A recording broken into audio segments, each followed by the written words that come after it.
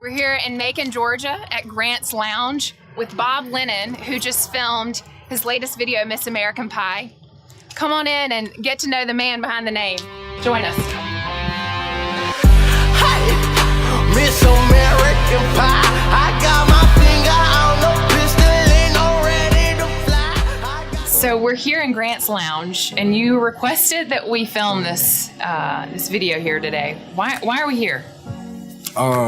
Grant's is really special to me because when I was a starving artist, I used to spend a lot of my time downtown because I was really broke. Spent a lot of my time here almost every day. Everybody who's here, they know me, they know my face. I've done countless of shows here. It's like home to me, really. Yeah. Speaking of home, you spent most of your childhood growing up with your grandparents, right? Yeah.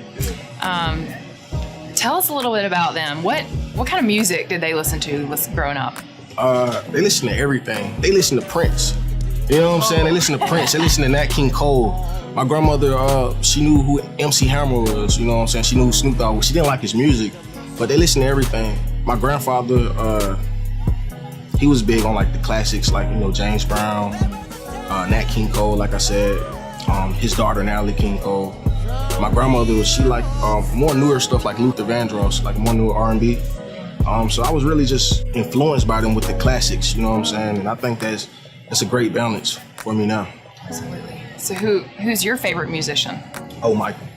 Yeah, Michael. Yeah, anybody who knows me, yeah. I used to be a child dancing for my whole family everywhere, and I used to go ask people which Michael do you like more, the white Michael or the black Michael? You know what I'm saying? Because I didn't really know the difference, but he's my favorite of all time. I think I cried when he died. Yeah. So I see you've got this really cool graphic sweatshirt and coat and these cool all-star Chuck Taylors. Yeah. There's a little fashion going on here. Tell us a little bit about your connection with music and fashion. What's that about? The Chucks. Mm-hmm. It's always, I wear the Chucks. Specifically for me because coming up I couldn't really afford any other shoes or whatever. So when I would go to the open mics and go to the video shoots, I would have to wear Chucks. And then they would get dirty. And I was, I'm a stoner. I'm not really big on keeping stuff clean. So I was you know what, I'm just gonna rock dirty Chucks. You know what I'm saying? And that's been my signature ever since. But yeah, I like to look fly, but I like to look different also. Canada. So Grant's Wall of Fame here. Thinking about you and this being a place that it's been really important in your performance career. Is there another place that comes to mind as favorite places that you like to perform or favorite place to perform? Oh yeah, most definitely. Sparks. I was really nobody. I used to come down here because Flocko Torres was doing this thing. I was hey, I can do that. You feel me? But it didn't really pop off of me at first. I think I was a little bit edgy. Well, I'm a whole lot more edgier than Flocko is. So it didn't really pop off at first. So I said I'm gonna take my talents to the urban side.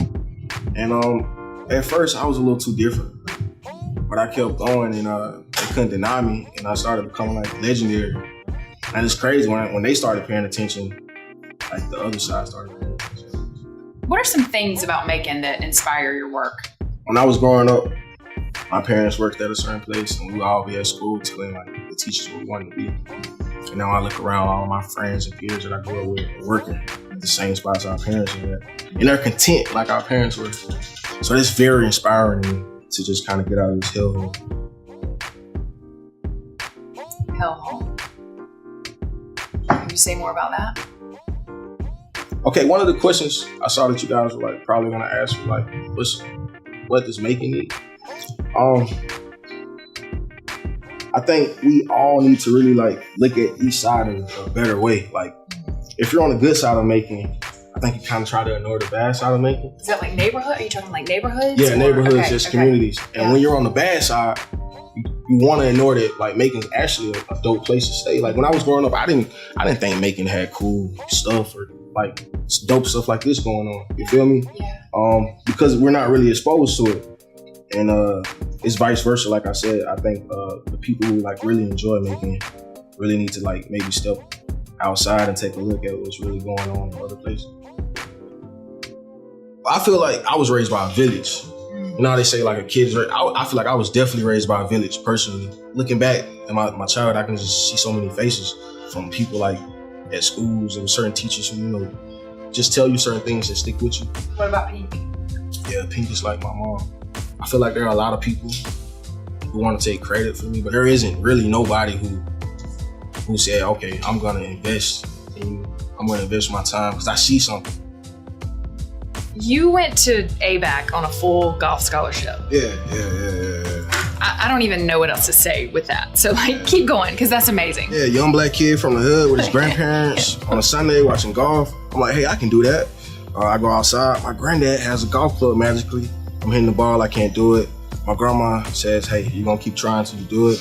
I get infatuated with the sport. They take me to the local municipal course, Bowden, which is like right up the street from where I stayed. Yeah. I grew up there. I went to Northeast High School. We won a region there.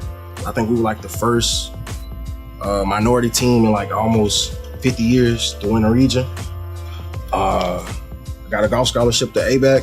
It wasn't like a major golf scholarship, but it was a golf scholarship, which I'm glad I got the scholarship because when I went down there, the country club lifestyle was different from the municipal lifestyle. You feel me? And I kind of lost a love for the game due to that, which is crazy. And I started rapping, like seriously. I was with my friends freestyling, like getting high and stuff, you know, regular college stuff. But I was better than everybody, you feel me? So like, I kept doing it. Do you still play? Yeah. I was out hitting balls last week. I got my son a set, and I'm trying to get him back out there. Feel me? But it's for me. I'm a perfectionist, so like I can't be back out there playing until I get my game like almost to scratch or something like that. You mentioned your son. Can you share something that like instill in them? What is that? One thing, maybe. Something I want to instill in them. That's a really great question because that's the type of stuff I think about every day. For my sons, I want to instill in them that they have to take care of everybody. I had this misconception that I was supposed to be taken care of, even though I was a man, which is crazy. And it took me to become a man to understand like nobody takes care of a man. He takes care of everybody, whether it's his mom, his wife, his kids, his friends. You know what I'm saying? So it's something I really want to instill in my sons as men, like to take care of your family and your friends. Miss American Pie, I got my finger on the pistol and I'm ready to fly. Rapid fire questions with Bob. Yeah. What's the best piece of advice you've ever been given? Everything that you do leads to something. Nothing's random. Yeah. Optimist or pessimist? A little bit of both. I hate to say that, but yeah, both. What time do you wake up in the morning? Really early, maybe like 7. Yeah. Any morning rituals? Think, visit my wife and my kids, and then smoke. Yeah, that's it.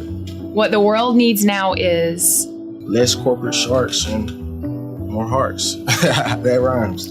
That's cool. Wow. Yeah. What Macon needs now is like I said earlier, just an understanding of both sides. Define success for you. Comfortable, mentally. Yeah, I'm not comfortable right now mentally. So when I get to that spot, I think I'll be comfortable. What's your perfect day? Perfect day to have my whole family with me, my friends, and everybody laughing and smiling. Yeah, that's how I see it in my head. Yeah, everybody smiling. Land of the free, land of the free. I want the break, Cam no weed, don't want a mistake. The truth she can't Had a great time here with Bob. We got a little deep, got to hear a little more about this man. Tell everybody where we can find out more about you and hear your music. And yeah, you guys can follow me on social media. Social medias, I'm sorry. Everything at Who's About Lennon. Check out my new website we just launched, whoisaboutlennon.com. Has my merch, latest updates on me, scheduling on shows. And you guys can go listen to my music on all digital platforms. Check out my last album, Ashtrays. It's really great. It's really dope. you can pick up the latest copy, the February-March issue of Macon Magazine, to read Bob and Pink's full story as well. You can now find it on maconmagazine.com.